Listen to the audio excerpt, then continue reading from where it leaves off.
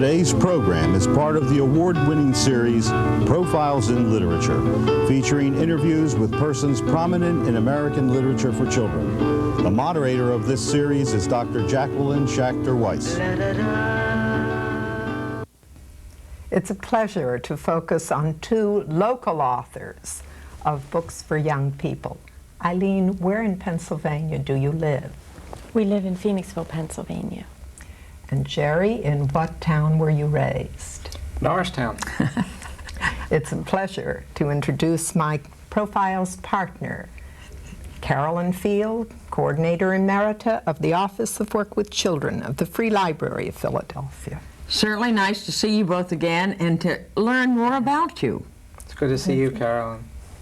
Going back to your roots, this photo, Jerry, shows you in 1953 when you were 12, suited for the Norristown Little League All-Star Game. At that point, what was your career goal? Well, I wanted to be a Major League ball player, specifically shortstop for the Yankees. Oh, those small achievements. Yankees. Were your baseball and basketball teams interracial? Oh yes, very much so. Norristown was. How did your parents' acceptance of interracial activities differ from that of white neighbors then on George Street? Thinking back on it, I would say that they were always very tolerant, and it was never any problem for us. The need for interracial neighborhoods is key in this book. Jerry, you're shown reading in your studio. To what audience? That's one of the two rodents who share my office. Oh. One is a rat. The young lady that you're looking at is Chi-Chi, my chinchilla. I see. Well, Chi-Chi is listening to you read your very own book, Maniac McGee. What major national award did it win in 1991? Maniac McGee won the Newbery Medal. Jerry, tell us about your reaction when you got this telephone call telling that you had won the medal.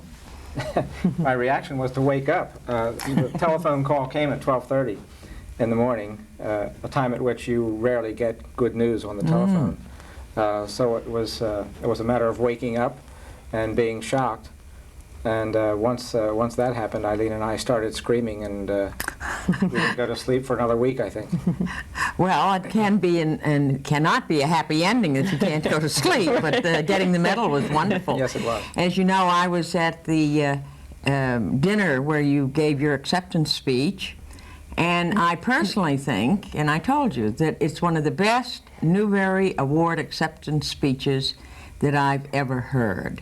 Oh, thank you. Particularly the ending. Would you read some excerpts from your final conclusion in which you give your wish for children? Sure. This is how I finished it in Atlanta that night. Wishing for our children, and when I said our children, I was kind of referring to librarians and ourselves as sort of being joint parents. That they seek their happiness not so much at the finish line as in the running. That they have the strength not to lift tremendous weights but one fallen friend. That they learn to fight their own battles with a never-ending string of temporary ceasefires. That their bridges be built not over rivers but over misunderstanding. That their wealth be not in their banks but in their hearts. That they gain power not over others but over themselves. That they never fail to leave the stage before their applause is done. That they bow not to little people with big titles, but to big people with little titles. That their names be household words, not throughout the land, but in their own households. That their monuments be found not in public parks, but in the lives of those they've touched. Well, bravo. That's wonderful. And it seems a little ordinary after that eloquence to ask you, what inspired students to send in the sneakers? Oh, yeah. Well, you know, Maniac McGee runs into town, and I suppose you would say his signature, trademark, are the floppy-soled sneakers with which he has run literally across the state of Pennsylvania on. And so he's come to be identified as a kid with sneakers, well-worn sneakers. And so it was a way, I think, of kids to indicate to me how much they appreciated the book and identified with Maniac to send me sneakers in the mail. Mm-hmm. Well, the cover of the book features sneakers. And who did you ever know that was always on the run like Maniac? Some years ago, I recall a friend of mine telling me that, well, he was an orphan. And I remember him saying that when he was in the orphanage and he wanted to go someplace, he didn't run or he didn't walk, he didn't take a bicycle, didn't skateboard, he ran everywhere he went, up to 6 miles to the nearest movie theater. And I just remembered that and tucked it away. I thought it was pretty neat, an idea of a kid who runs everywhere he goes. Little suspecting at the time that that would become the first idea in the book that would become Maniac McGee. How are you like Maniac? Or are you? Well, I wish I were like him in terms of his athletic abilities. He's probably what I would have liked to have been, that good. I probably more closely resemble him in terms of attitudes. Mm-hmm. Is the stop ball that Grayson pitches to Maniac similar to the one that you first maybe learned from one of your first coaches? Yes, absolutely. His name was Skag Cotman, and he was and is to this day a legend in Norristown.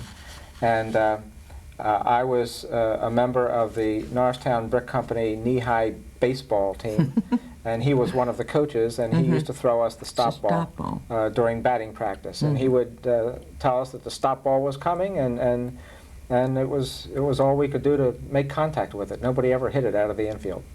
Who was the model for Amanda Beale in Maniac? Yes. Several years ago, I was up in New York State speaking to a library full of kids. The session's over. Kids are filing out, and teacher stops by and says, "There's a young lady here I'd like you to meet, a 6th grade girl. And she's interesting because she loves books, and she loves them so much that she has her own home library, but she had a problem. Every day she went home after school and found a few more of her books ruined, pages torn, crayoned in by her little siblings and her pets. What to do about it? Well, she came up with an interesting solution. And now today she brings her entire home library to school every day, back and forth in a big suitcase, her beloved books. And so I was introduced to the girl, and I thought that was pretty neat. And I wanted to keep in touch with her, so I gave her my address and made her promise to write to me. She broke her promise. She never did write to me, and I wonder today whether she knows that she became Amanda Beale in Maniac McGee. She's an inspiration. Yeah. Whose thumb were you actually thinking about when you described Amanda's mother, Mrs. Beale, icing a cake? Yes. Actually, that was a little bit of switching there. I think what my first memory along those lines actually goes back to the first dentist that I confronted, and that was my mother's dentist, and he was black, and his name was Dr. Winters. And in the east end of Norristown, I recall accompanying my mother to the dentist. I didn't need any dental work, but apparently I was acting a little jealous because she was getting all the attention, and so he plops me up in the dental chair. Next thing I know, his fingers are in my mouth probing, and so I think that moment of Dr. Winters' brown fingers inside my mouth must have stayed with me, and little did I realize how nearly half a century later that would come out in a different form as Mrs. Beale's thumb in being licked, the cake icing from it by Maniac McGee. It was a nice homey touch in the book, too. Yeah. The Beales and even Mars Bar Thompson, in the end, are African Americans painted sympathetically, as is the large white Pickwill family that's so generous about sharing their food. Though the book is partially a legend, the filthy white West End McNabb family is shown as biased stereotypes. In reality, I've experienced that even prejudiced persons often have some redeeming qualities that make them harder to identify and therefore more dangerous. Why the stereotypes? Well, same as you, I've seen them. They're there. The fact that we are north of the Mason-Dixon line has nothing to do with any lesser degree of racial prejudice in this country. I can tell you that. And I just wanted to put in the book, and it seems almost cartoonish and absurd the extent to which they go. I know, and yet I have actually known someone who bought a steel door to guard his home against what he imagined were going to be raids. So that it's really not as outlandish as it might seem. What a shame that in this country we have that degree of divisiveness. What do you regard as the theme of Maniac? I never, as I was writing it, regarded any one thing as the theme other than childhood recollected. And as childhood is recollected, we tend to see it through a magnifying glass that makes everything that we recall grander and more mythic. So that if you go back to your old hometown, you find something that you recall as being frightening. There's just some little thing. That was really my point of view, was to try to recapture the legendary mythical quality of our childhood as it is recollected presently.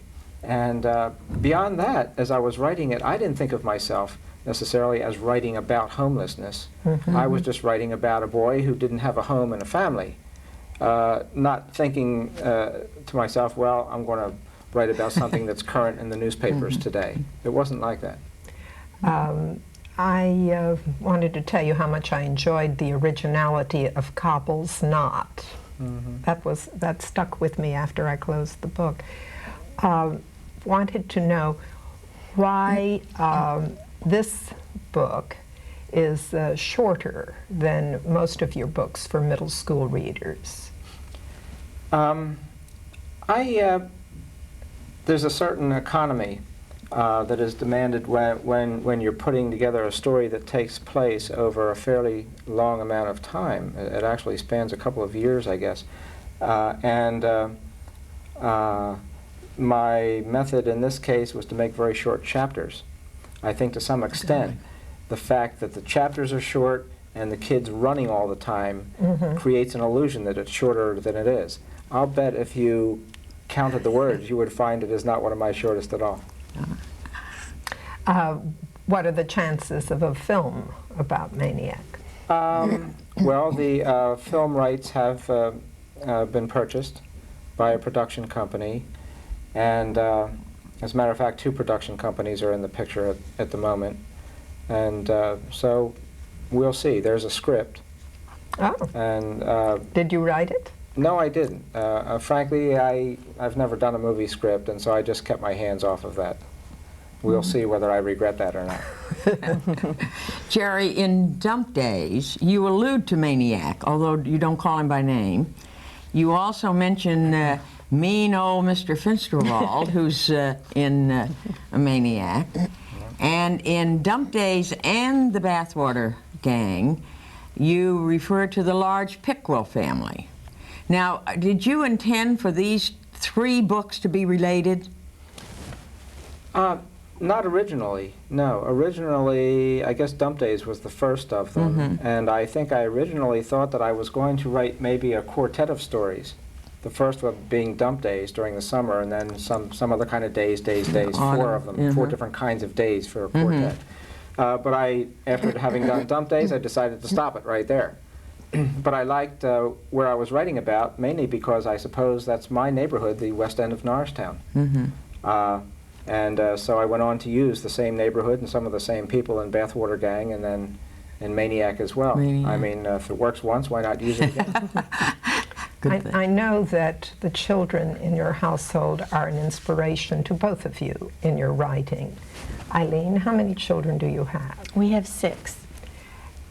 We're going to see now a family portrait in which the 2 who are still at home are shown. Jerry, please identify the boys.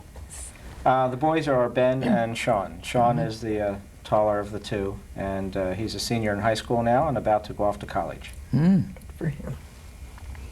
Your first published book was Space Station 7th Grade, which is a mouthful when you try to say it. Yes. And it's my first introduction to you. You responded to that book, and that's how I got to know you. Well, let's not look up the year it was published. No, let's not. Now, we're showing now a cover drawing by Josh Lee, a 7th grader. How did Space Station evolve? Yes. I come down to my kitchen one day, and looking for the fried chicken that I had left there the night before. I was going to take it to work. I look in, find a brown paper bag. I open the bag. There's no chicken in there, but there's chicken bones. I knew one of the 6 little angels sleeping upstairs had stripped my chicken bones. So I went to work that day fried chickenless, and in my office at work, I closed the office door and I began to write about that incident. And I was about to do the natural thing, right from my point of view, when suddenly something occurred to me that changed my life. I said, wait a minute, there's a more interesting point of view here, the point of view of the kid that stole the chicken. Right. And so I started writing it from the kid's point of view, little knowing that I had begun to write my next book at that point, and my first published book, and began a career as a children's writer. I think that's wonderful. I do too. Whose idea was it for you to market it for a juvenile audience? In a sense, it was the publishing industry's idea, because my agent at the time was just sending it into normal channels, adult trade houses, but she was being told by the editors, you're not going to be able to sell this to adults because it's about a kid. So she began to feed it to the juvenile departments of publishers, and that's who picked it up at Little Brown. And so I've been a children's author ever since. It's interesting that you had an agent before you were published. And do you respect your agent, Ray Lincoln, and her husband so much that you dedicated Maniac McGee to them? What was your occupation before you were published? Before, during, and until 3 years ago, I was an editor for a trade magazine.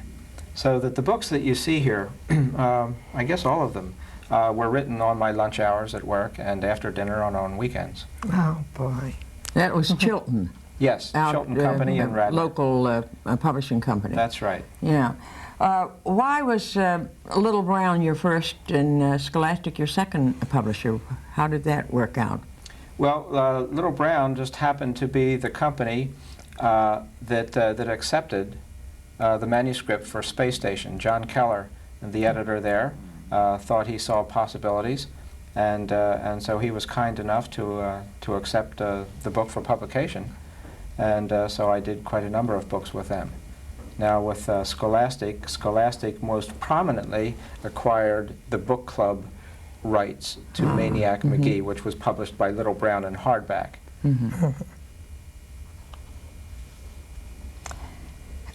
Eileen, how's your agent helped you? Because I understand you have one.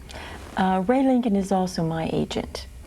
I guess the way Ray helps most of all is she's our cheerleader. She's really on our side and supportive and enthusiastic and keeps us going over the rough times. She's really a friend. That's nice. Right. Here's an exterior view of the cottage, Eileen, where you do most of your writing.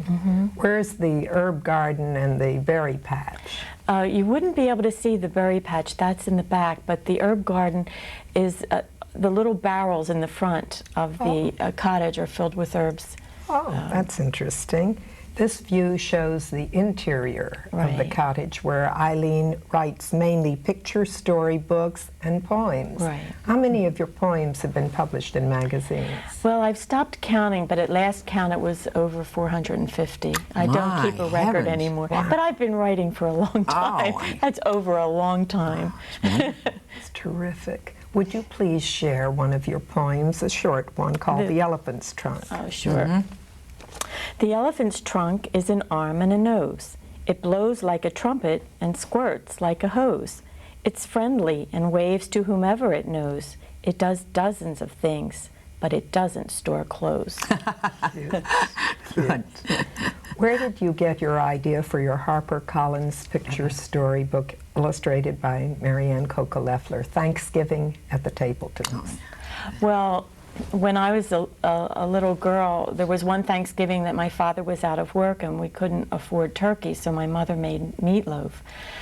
But even though we were just having meatloaf, we still had all the family in, and there was a nice tablecloth and candles, and we had a good day. And as I got older, all the other turkey Thanksgiving blurred, but that one stuck in my head.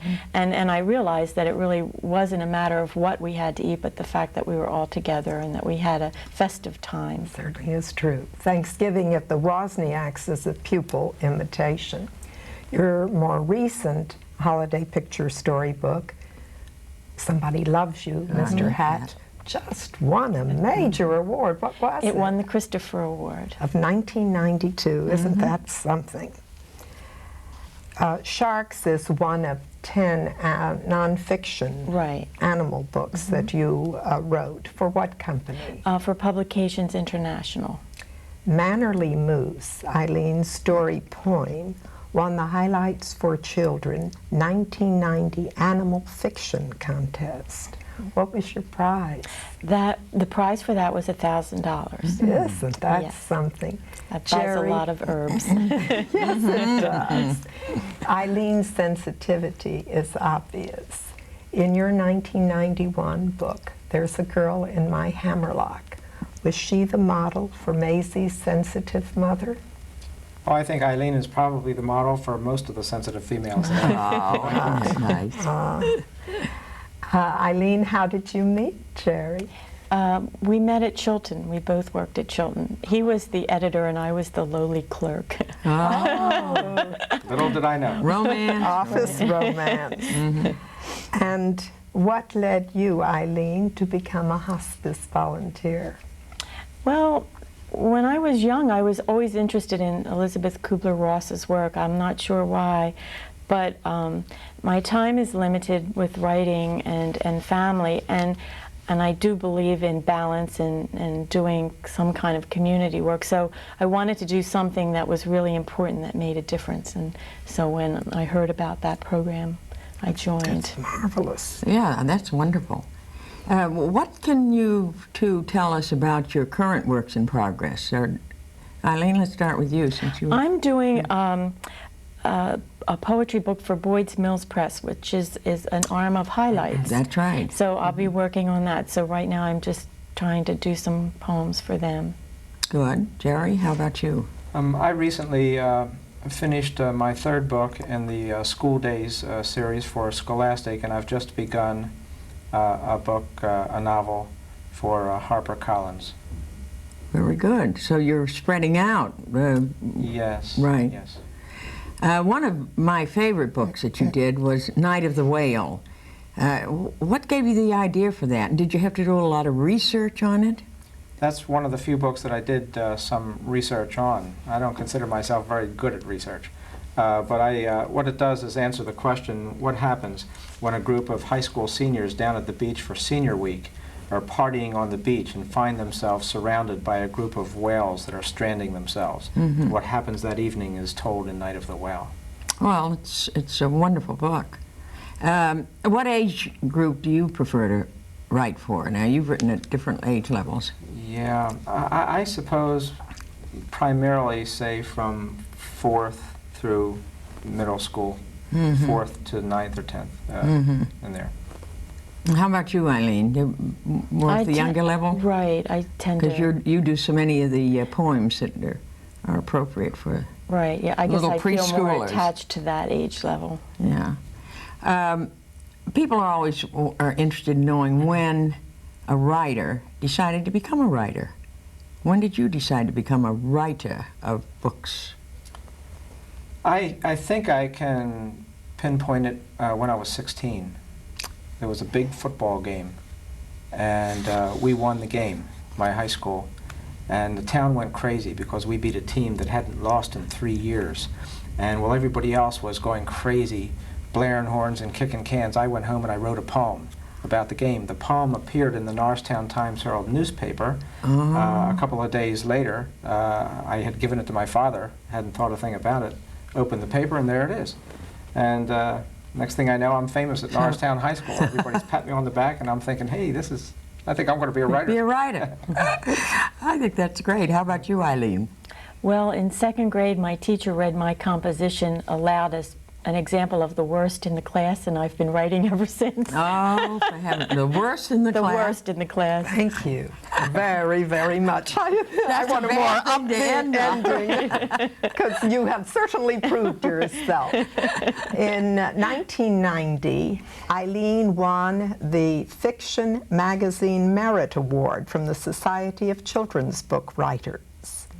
Among other honors, Jerry's Maniac McGee received from the Pennsylvania Library Association the 1991 Carolyn W. Field Award, named for my distinguished partner. My favorite award. Oh, aren't you sweet? The National Council of Teachers of English, in a survey, listed Jerry among the outstanding authors for young adults in North America and Great Britain. Mm-hmm. He's humbled, however, by fans like Brooke Jacobs, who wrote, "When you came to my school, I thought I'd see a big, tall man in a suit, looking rich. When I saw you, I got very relaxed." Thanks, both of you, for being our guests. Thank you. Very good. Thank you.